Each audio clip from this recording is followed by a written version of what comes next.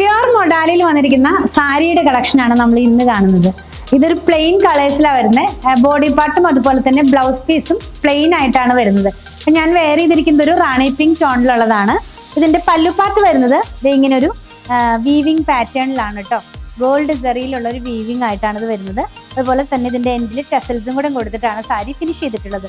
Sari full ഒരു കളറിലാണ്, അതായത് റാണി പിങ്ക് പ്ലെയിൻ കളറിലാണ് ഫുള്ളായിട്ട് പോകുന്നത്. ബ്ലൗസ് പീസും സെയിം കളറിൽ തന്നെയാണ്.